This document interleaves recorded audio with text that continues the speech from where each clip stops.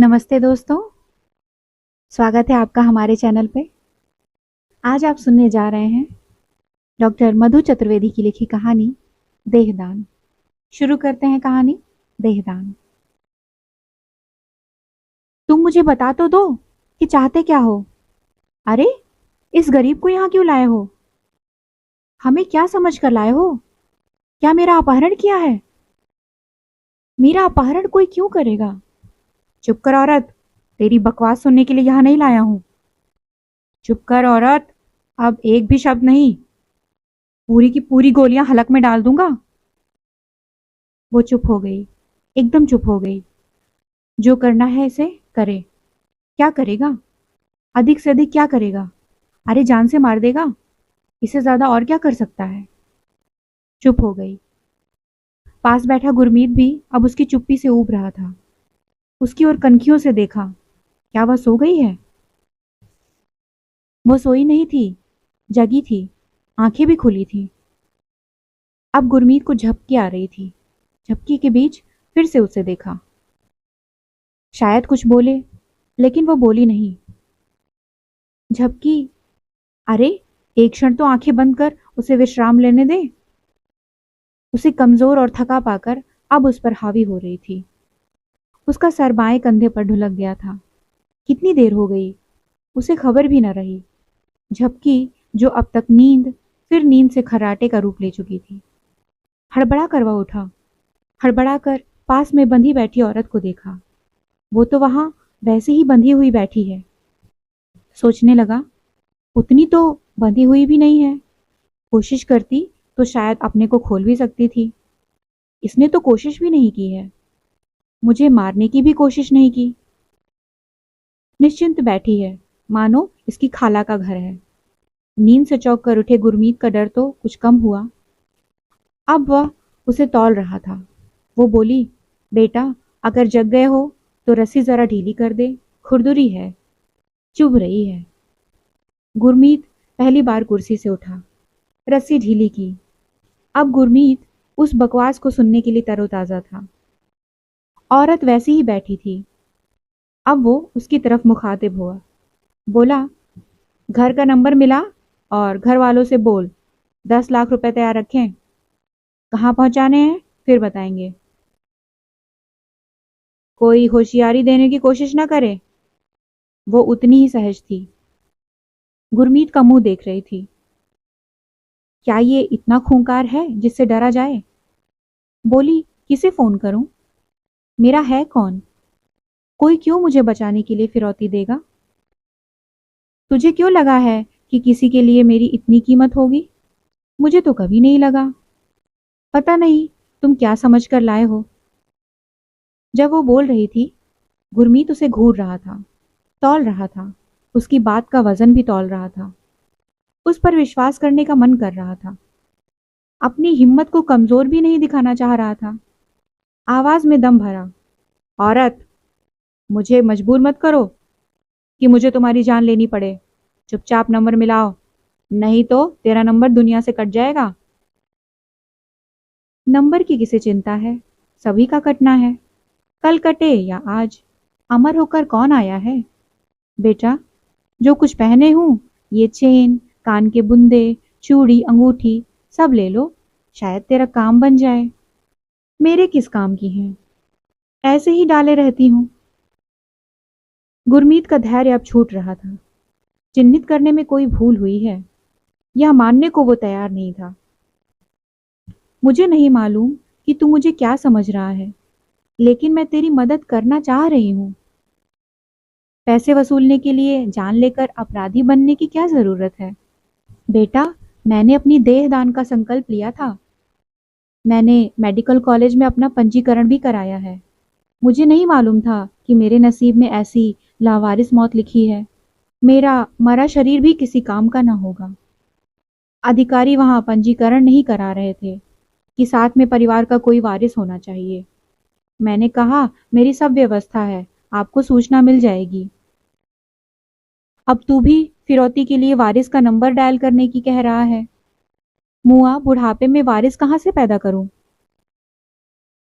गुरमीत फिर उसे तौल रहा था। उसके अंदर के सच को तौल रहा था। विश्वास नहीं कर सकता था, अविश्वास करने का मन नहीं कर रहा था। उसे अतिरिक्त हिम्मत जुटानी पड़ रही थी। उसे तो सिर्फ पैसा चाहिए था, लेकिन वो डर तो इसलिए रहा था कि सामने बैठी उस औरत को कोई डर नहीं है। दिमाग खराब है क्या बुढ़िया? मुझे तेरी देह से क्या लेना देना?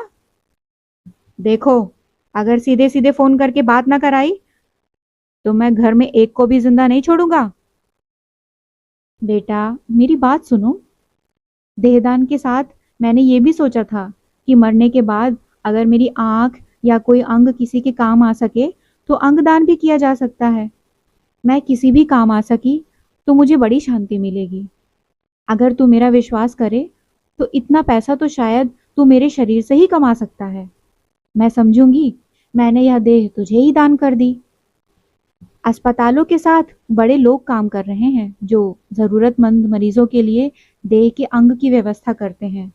स्वयंसेवी संस्थाएं भी हैं और दलाल भी हैं। तेरा जिससे मन करे जुगाड़ कर ले। आंख का सौदा कर ले, किडनी, हृदय, लीवर यानी यकृत, जो भी बिक सके बेच ले। अलग अलग अस्पताल में अंगदान कराना। मैं कहूंगी मेरा बच्चा है और जिसे दे रही हूं वो भी मेरा बच्चा है। मैं कभी मुंह नहीं खोलूंगी। मैं तेरे साथ रहूंगी, तेरा घर भी संभालूंगी, खाना भी बनाकर खिला दूंगी। शायद तेरे साथ ही मेरे कोई संस्कार जुड़े हैं। तेरी मदद के बहाने मुझे भी पुण्य मिलेगा। किसी को आंख की रोशनी मिलेगी, किसी को जीने की मोहलत। बेटा, मैं एकदम तैयार हूं। गुरमीत विस्मित था। बुढ़िया तो सीन ही बदल रही है। ऐसा कब हुआ है? उसे दधीची के त्याग की कहानी याद आ रही थी।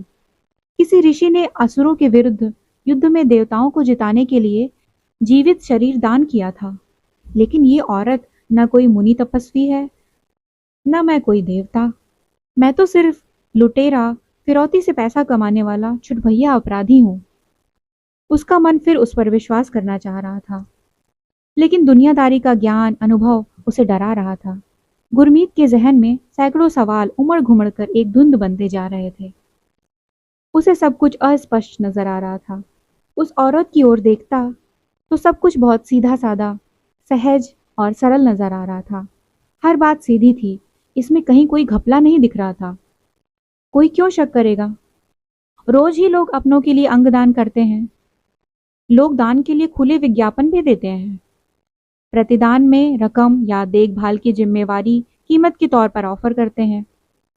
फिर उसे समाचार की सुर्खियों की रपट दिखाई दे रही थी, जहां हर रोज अंग बेचने वाले दलालों के किस्से समाचार में बनते हैं। उसे पसीने आने लगे, उसकी हिम्मत चूकने लगी। उसे वो औरत संत कम शातिर ज्यादा दिखने लगी। एकदम औरत की तरफ घूम गया।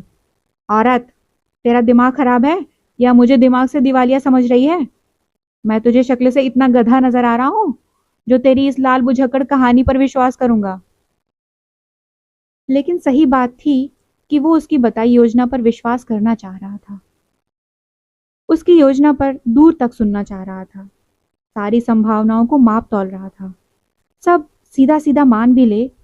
अरे, अपना कोई ठिकाना भी नहीं, इसे गले में टांगे फिरूंगा। आफत की पोटली है, कहीं भी मुसीबत में डाल सकती है। सर घुमाकर लगभग गुर्राया। औरत, देखो, मेरा सर घूम रहा है। मैंने पैसा मांगा है, घर मेरा देखा हुआ है। मैं सबको फोड़ कर आ जाऊंगा। बहुत कहानियां लिखने का शौक है ना? सारी जिंदगी खुद कहानी बनकर रह जाएगी। औरत और भी सतर्क हो गई। अरे, ये क्या औरत औरत लगा रखी है?